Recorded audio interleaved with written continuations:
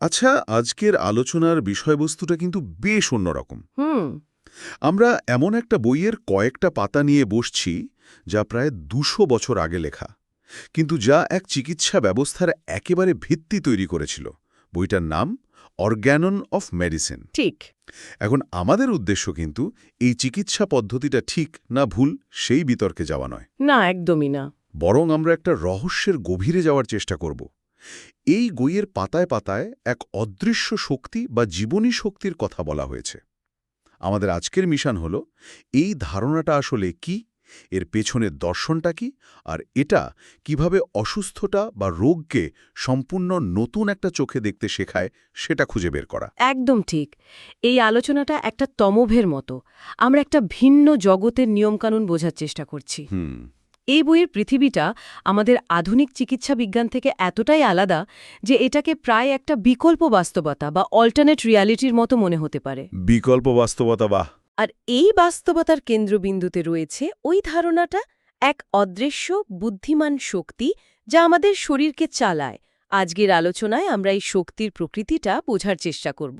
দারুণ! তাহলে চলুন এই রহস্যময় জগতের প্রথম দরজাটা খোলা যাক। বইয়ের ১১ নম্বর সূত্রে একটা কথা বলা হয়েছে যা পড়েই আমি বেশ কিছুক্ষণ থেমেছিলাম। আচ্ছা। বলা হচ্ছে, আমরা যখন অসুস্থ হই তার কারণ নাকি আমাদের শরীরের ভেতরে থাকা এক আত্মক্রিয় আত্মচেতনময় জীবনী শক্তি কোনো রোগের কারণে বিশৃঙ্খল হয়ে পড়েছে। হুম। মানে রোগটা নাকি কোনো জীবাণু বা শরীরের কোনো অঙ্গের খারাপই নয়, বরং ওই অদৃশ্য শক্তির একটা ভারসাম্যহীন অবস্থা। এটা তো একটা বিরাট বড় দাবি। বিরাট বড় দাবি তো বটেই। আর এখানে আধুনিক ধারণার সাথে এর প্রথম সংঘাত। দেখুন, আমরা সাধারণত রোগকে একটা বস্তুগত জিনিস হিসেবে ভাবি। হ্যাঁ, যেমন শরীরে ব্যাকটেরিয়া ঢুকেছে। ঠিক।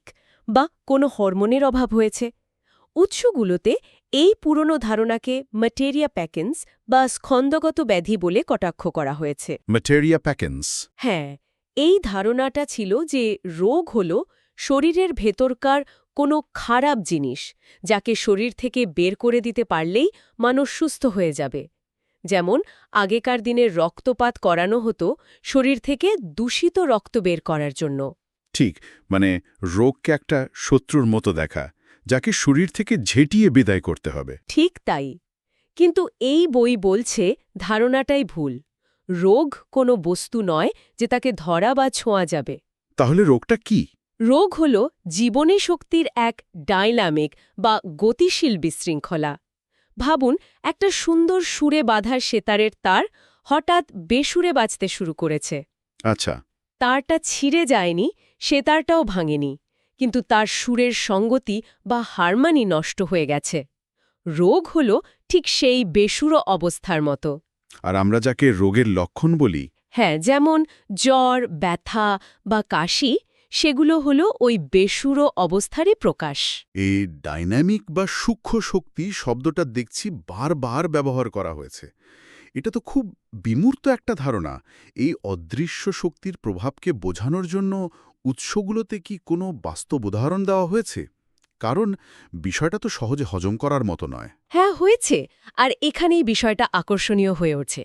এই বিমূর্ত ধারণাকে বিশ্বাসযোগ্য করার জন্য উৎসগুলো আমাদের চারপাশের প্রকৃতি থেকেই উদাহরণ টেনে এনেছে। যেমন? প্রথম উদাহরণটা হল চাঁদ আর সমুদ্রের জোয়ার ভাটার। ভেবে দেখুন, চাঁদ বহু দূরে আকাশে রয়েছে, তার সাথে সমুদ্রের জলের কোনো শারীরিক সংযোগ নেই। নেই। কিন্তু চাঁদের এক অদৃশ্য মহাকর্ষ শক্তি কোটি কোটি টন জলকে ফুলিয়ে ফাঁপিয়ে তোলে। এখানে শক্তিটা অদৃশ্য, কিন্তু তার ফলটা দৃশ্যমান এবং অংশাং শক্তিশালী। আচ্ছা, এটা একটা ভালো পয়েন্ট। একটা অদৃশ্য প্রভাব যা দৃশ্যমান ফল তৈরি করছে। দ্বিতীয় উদাহরণটা আরও সহজ। একটা চুম্বক। হুম। আপনি যদি টেবিলের ওপর কয়েকটা লোহার পিন রেখে তার নিচ দিয়ে একটা চুম্বক ঘোরান, পিনগুলো নাচতে শুরু করবে। চুম্বকটা লোহাকে স্পর্শও করছে না, কিন্তু তার চৌম্বক শক্তি বাতাস ভেদ করে লোহার ওপর কাজ করছে। এটাও এক অদৃশ্য শক্তির খেলা। কিন্তু এই দুটো উদাহরণ তো জড় জগতের। চাঁদ, জল, চুম্বক, লোহা। এটাকে মানব শরীরের মতো জটিল জৈবিক ব্যবস্থার উপর প্রয়োগ করাটা কি একটু বেশি সরলীকরণ হয়ে গেল না? এই বই কি এই লাফটা দেওয়ার পেছনে কোনো যুক্তি দেখিয়েছে? খুব ভালো প্রশ্ন। আর এখানেই বইটার সবচেয়ে গুরুত্বপূর্ণ এবং বিতর্কিত উদাহরণটা আসে। আচ্ছা। বলা হচ্ছে একটা শক্তিশালী চুম্বক দিয়ে যদি একটা সাধারণ ইস্পাতের টুকরোকে কিছুক্ষণ ঘষা হয় তাহলে ওই ইস্পাতটাও একটা চুম্বকে পরিণত হয়। হ্যাঁ, হয়। সবচেয়ে আশ্চর্যের বিষয় হল এই প্রক্রিয়ায় আসল চুম্বকটার কোনো ওজন কমে না, তার থেকে কোনো বস্তু ইস্পাতের মধ্যে যায় না, শুধু তার চৌম্বকত্ব বা শক্তিটাই সঞ্চারিত হয়। তার মানে কোনো বস্তুগত আদান-প্রদান ছাড়াই শুধু শক্তির হস্তান্তর হচ্ছে। ঠিক ধরেছেন।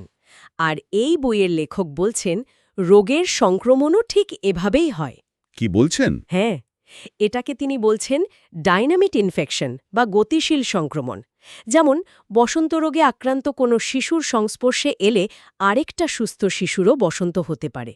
লেখক বলছেন এখানে কোনো বস্তুগত জীবাণু নয়, বরং প্রথম শিশুর বিশৃঙ্খল জীবনী শক্তির অসুস্থতার তথ্য বা শক্তি দ্বিতীয় শিশুর জীবনী শক্তিকে প্রভাবিত করে তাকেও বিশৃঙ্খল করে দেয়। তার মানে এটা শক্তি থেকে শক্তিতে প্রভাব বিস্তার, ঠিক একটা চুম্বকের আরেকটা ইস্পাতকে চুম্বকে পরিণত করার মতো। বাহ! এটা তো রোগের সংক্রমণ নিয়ে আমাদের আধুনিক জীবাণুতত্ত্ব বা জার্ম থিওরি থেকে সম্পূর্ণ ভিন্ন একটা ধারণা। একদমই ভিন্ন।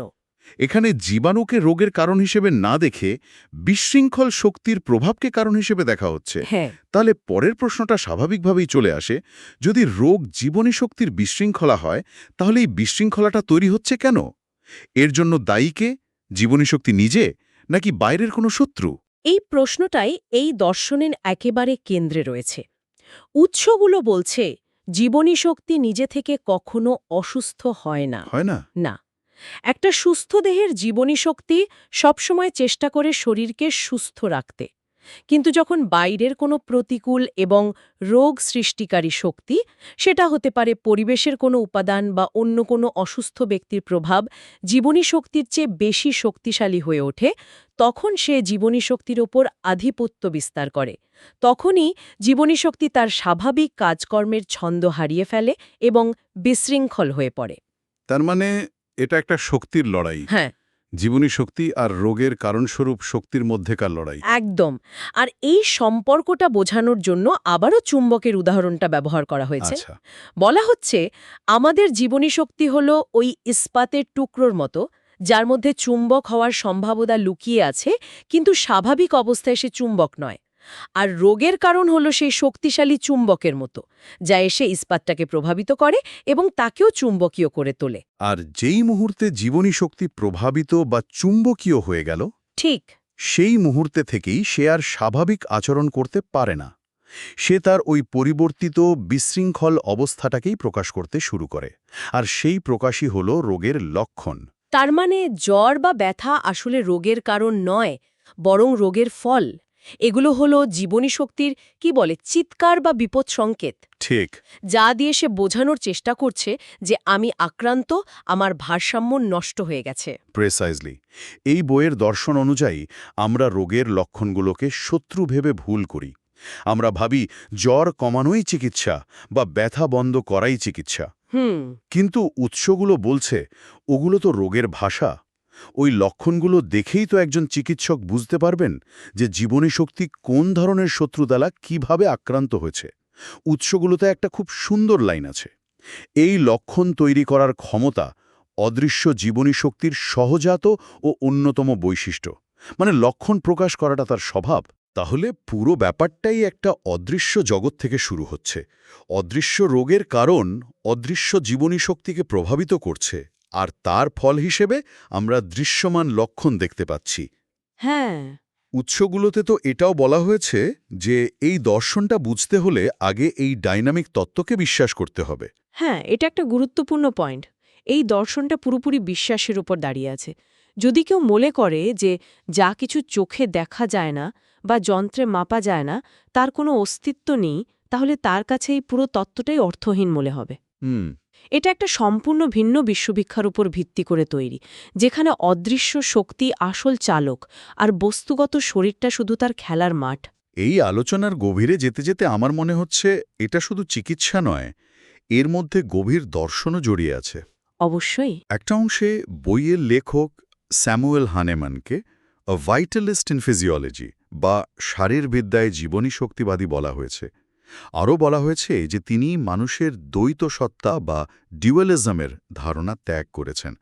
সাধারণত দ্বৈত সত্তা বলতে তো আমরা আত্মা আর দেহের বিভাজনই বুঝি। ঠিক, বিষয়টা সত্যি দর্শনের গভীরে চলে যাচ্ছে।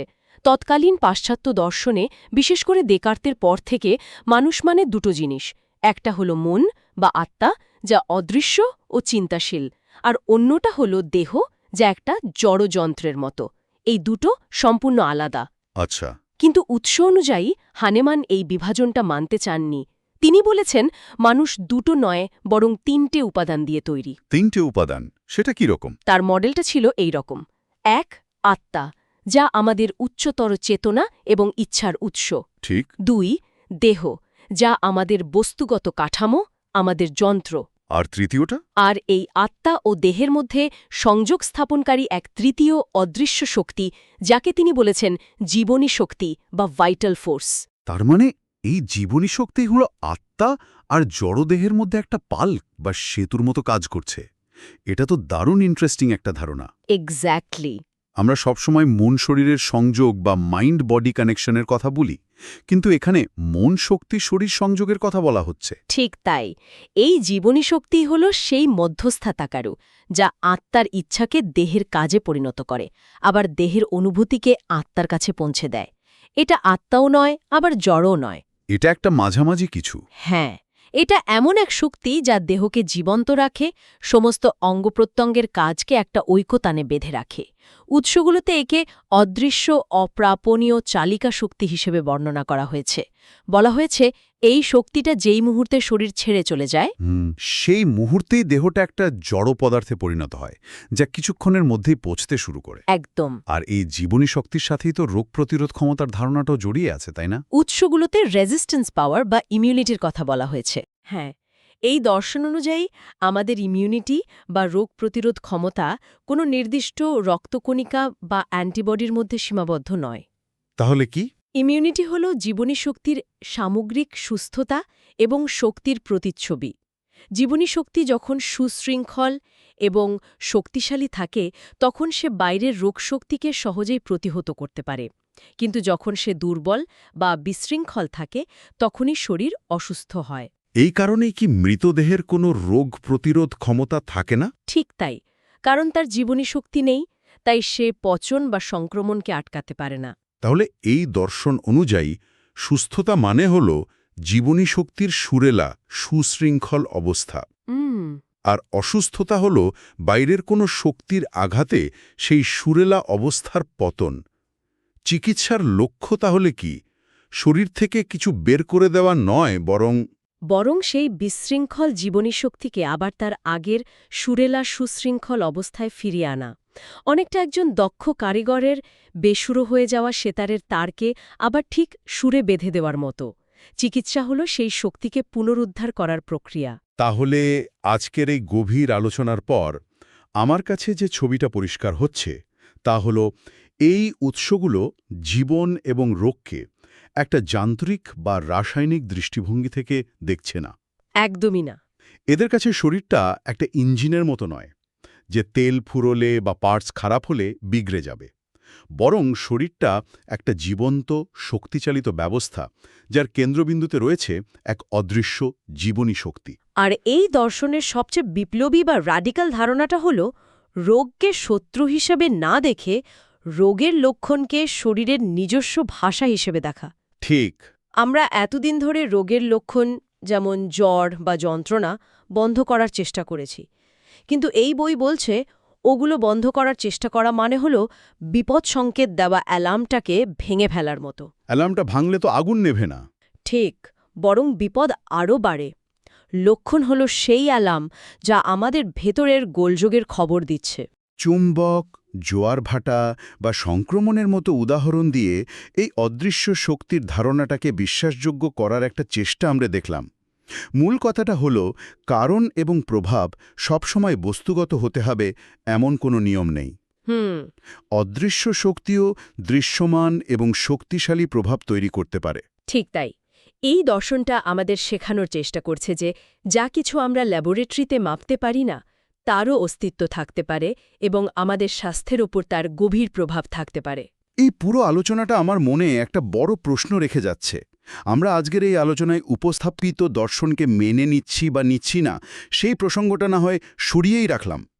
কিন্তু শুধু যদি আমরা এই সম্ভাবনাটাকে মাথায় রাখি যে আমাদের শারীরিক অবস্থাকে প্রভাবিত করার ক্ষেত্রে এমন অদৃশ্য শক্তি বা সংযোগের কোনো ভূমিকা থাকতে পারে, তাহলে আমাদের মন, আমাদের চারপাশের পরিবেশ এবং আমাদের শারীরিক সুস্থতার মধ্যেকার সম্পর্ক নিয়ে আমাদের প্রচলিত ধারণাগুলো কতটা বদলে যেতে পারে, এটা বোধহয় ভাবার মতো একটা বিষয়।